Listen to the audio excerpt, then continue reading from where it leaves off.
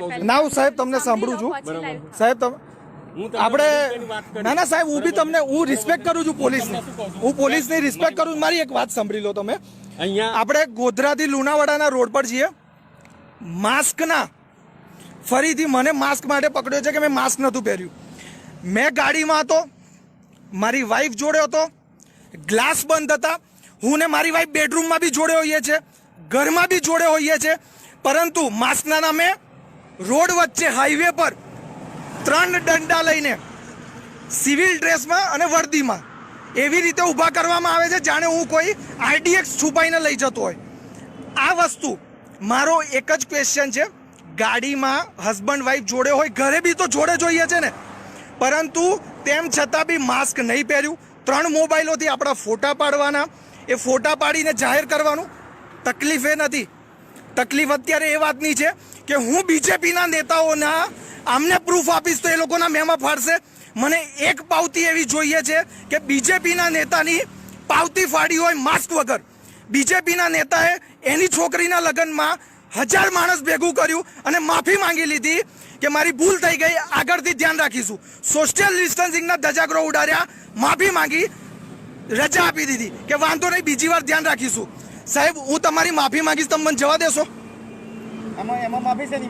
હું એવું કહું છું બીજેપીના નેતાએ માસ્ક નહીં પહેર્યું 1000 લોકોને ભેગા કર્યા અને બીજેપીના નેતાએ માફી માંગી તો એને કોઈ દંડ ના થયો એને કોઈ સજા ના થઈ અને અત્યારે હું માફી માંગીશ તમે મને જવા દેશો તમે સરકાર મને એક નેતાની પાવતી જોઈએ છે કે જે નેતાની ફાટી હોય એક જ પાવતી જોઈએ છે પોલીસ કર્મચારીને નાતે અમારે એ અમારો ધંધો નહીં એટલે શેનો નેતાની પાવતી નહીં ફાડવાનો ધંધો નથી અમારે અહીંયા કઈ અમારા રૂલ્સ ઉપર કયા નેતા આયા કયા કોણ નેતા હું એક જ વસ્તુ કહું છું સાહેબ અત્યાર સુધી 1000 ફોટા વાયરલ થયા છે એક બી નેતાની પાવતી નહીં ફાટી સાહેબ એક નેતાની પાવતી તો ફાટવી જોઈએ ને હું તમને એક વસ્તુ કહું સાહેબ 1000 રૂપિયા રોજ નહીં હોતો મને 200 રૂપિયા નહીં નડતા પણ આ છાતીએ વાગે છે જનતાને તમે જે રીતે આ 3 દંડા લઈને ઊભા કરો છો ને પબ્લિક થાકી ગઈ છે કઈ વાતો નહીં તમે સાંભળો બરાબર હવે અમારે જે નોટિફિકેશન ભાઈ સરકારના રાબેતા મુજબ સરકારની હું તમને એટલું કહું છું સાહેબ મને એક વસ્તુ કહો દારૂની ટ્રકો ને ટ્રકો જાય છે પોલીસ સ્ટેશનના વિસ્તારમાં મેં પોતે 3 રેડ પાડી છે પોલીસ સ્ટેશનના 1 કિલોમીટરના વિસ્તારમાં દારૂ ખુલ્લેઆમ વેચાય છે ત્યારે આ કાયદો નહીં દેખાતો ત્યારે 4 જણા નહીં ઉભા રહેતા પણ આ માસ્કો માટે ઉભા રહે છે ને તો જનતા થાકી ગઈ છે કાયદેસર ફોલો 100% કરવાનું હોય તમે સિવિલ ડ્રેસમાં ઉભા કર્યા તમે દંડાઓ લઈને ઉભા કર્યા તમે માણસ છે ને ગુજરાતની જનતા છે ને જે વોટ આપે છે જેમના ટેક્સમાંથી સેલેરી થાય છે એમના માટે તમને દંડાની જરૂર પડે સાહેબ આ દંડા આ એક દંડો આ બીજો દંડો આ ત્રીજો દંડો તમે દંડાથી સાઈડમાં કરાવો બીજી વસ્તુ સિવિલ ડ્રેસમાં ઉભા કરો તમે મને એક વસ્તુ કહી દો તમારું નામ શું સાહેબ તમારું નામ શું સેલાભાઈ ને ઓકે સાહેબ તમારું નામ શું બળવંતસિંહ મને તમારો નંબર આપશો હું તમને જ્યારે માસ્ક વગરના લોકો પકડીને આપશું નેતાનું તમે એનો દંડ પાડશો મને એટલું કહી દો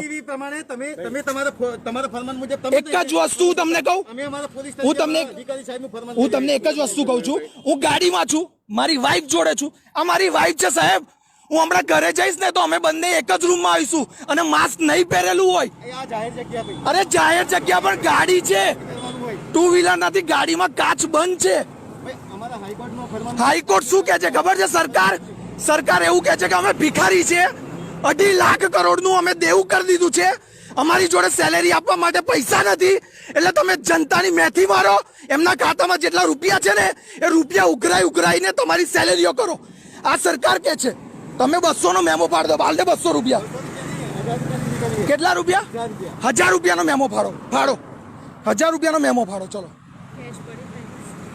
ના ટ્રાન્સફર કર એકાઉન્ટ ડિટેલ આપો સાહેબ મોદી સાહેબે કીધું છે કેશલેસ હું કેશ નહીં રાખતો પણ હું કેશ નહીં રાખતો મોદી એવું કીધું છે કે તમે કેશલેસ થાવ પણ પોલીસમાં નહીં થાવ દંડ હું રોકડો જ લઈશ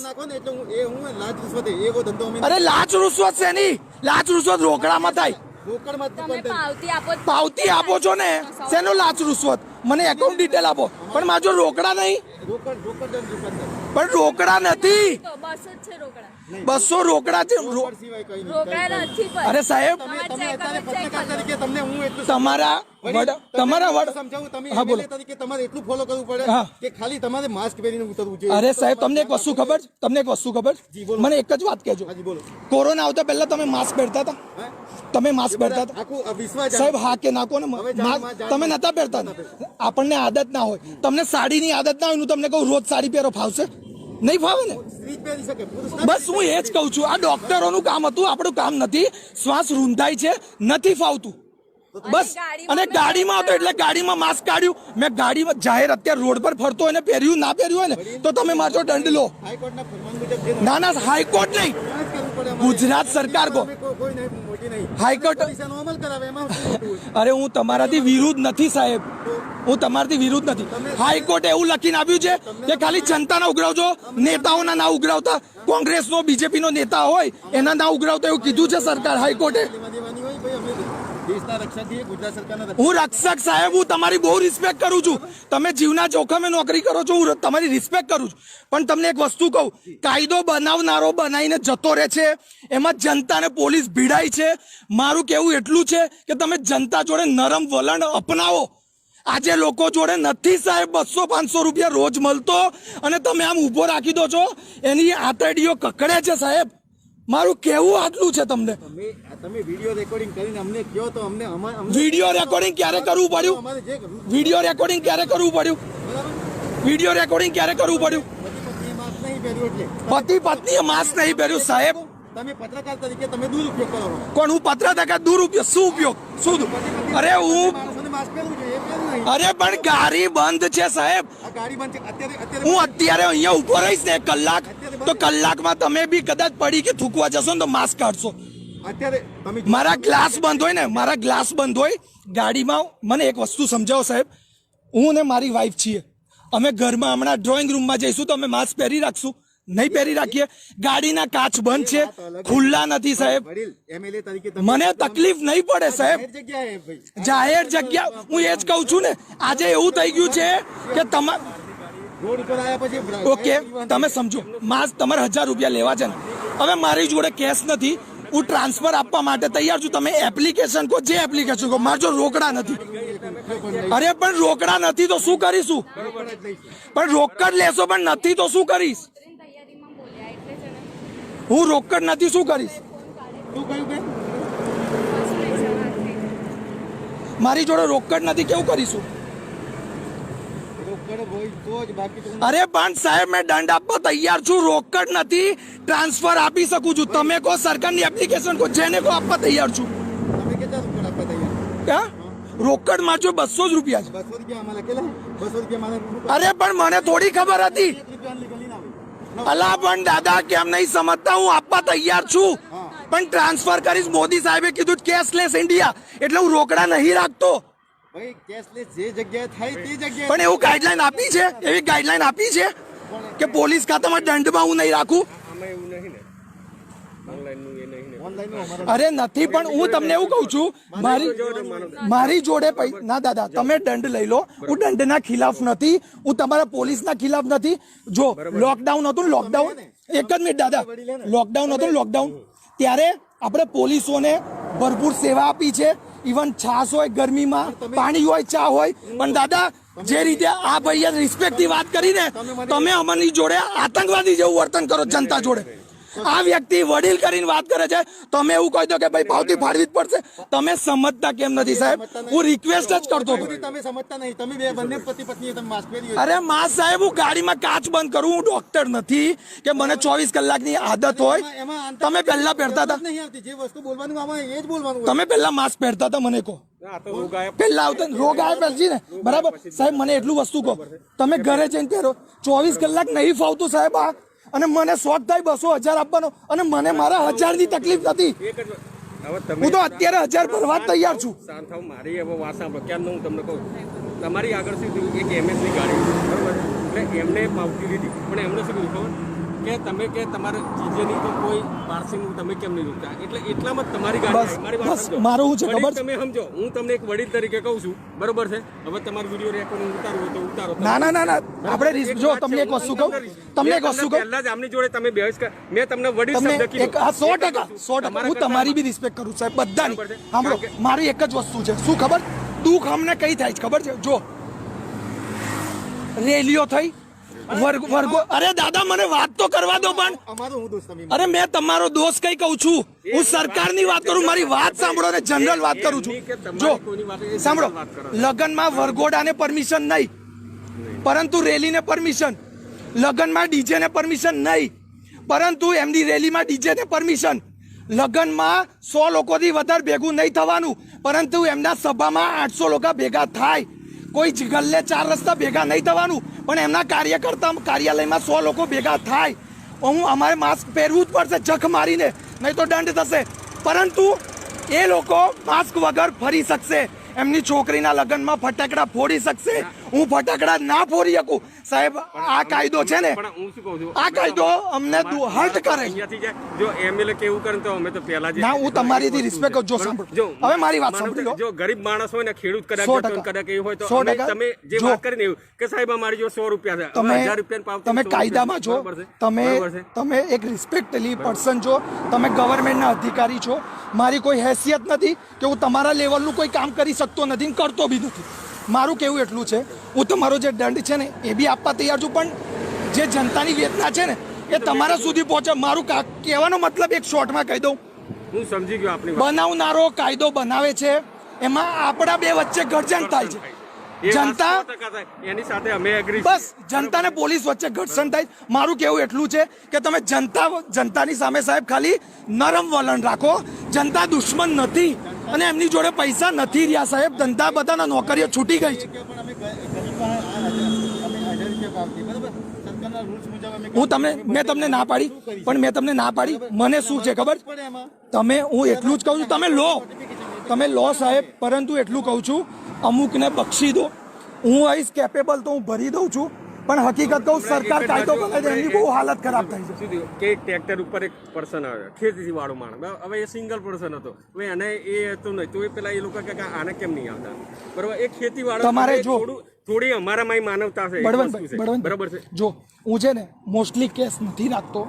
તમારી કંપનીની જે ઓનલાઈન હોય એપ્લિકેશન જેના પર ટ્રાન્સફર કરી, સાંભળો, નથી કદાચ તો તમારા કોઈ નહીં હોય તો હું ટ્રાન્સફર આપવા તૈયાર છું. મારી જોડે કેશ ખાલી ગાડીમાં 200 રૂપિયા છે, તમારે 1000 હું આપવા તૈયાર છું, પરંતુ મારી જોડે કેશ નથી. કેશ મારી જોડે 200 પડ્યા છે. તમે આખી ગાડીને મારા ખિસ્સા ફંફોડી શકો છો. હું તમારા પૈસા આલવા તૈયાર છું. મને ખાલી એટલું છે કે મારા જે જનતાના પ્રશ્નો છે ને એ તમારી સમક્ષ મારે મૂકવા જરૂરી છે. તમે બી જનતાની વેદના સાંભળો, બસ આટલું મારું કેવું છે. બાકી મારો કોઈ ઉદ્દેશ નથી કે મારી કોઈ હેસિયત નહીં તમારી જોડે આર્ગ્યુમેન્ટ કરું, પણ અમે આતંકવાદીઓ નથી, જનતા આતંકવાદીઓ નથી. બહુ પોલાઇટલી વર્તન કરો. આ દંડાથી બીજાય છે સાહેબ, દંડાથી બીજાય. 3 દંડા લઈને સિવિલમાં બી ઊભું રહી જવું ને, લોકો થથડી જાય સાહેબ. તમને ખબર છે, સામાન્ય વ્યક્તિ હોય ને એ પોલીસથી બહુ બીવે છે. સામાન્ય વ્યક્તિ પોલીસથી બહુ બીવે.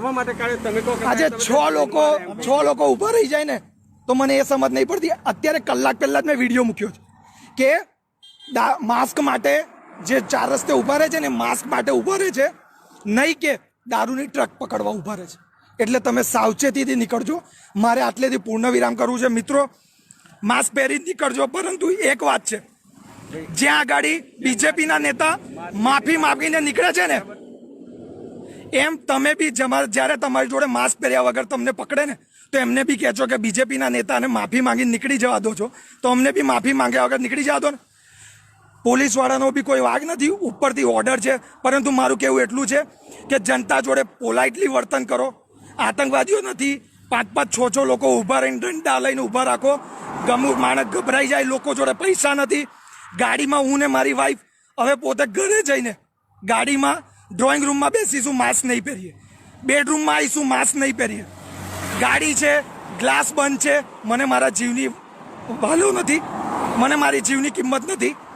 પરંતુ જે રીતે આ એમની સેલેરીઓ ઉઘરાવવા માટે સરકારને 2.5 લાખ કરોડ દેવું થઈ ગયું છે. હવે સેલેરીઓ માટે બી એમની જોડે પૈસા નથી. એટલે આ ધતિંગો કરી પોલીસને જનતાના દુશ્મન ને જનતાને પોલીસના દુશ્મન બનાવે છે.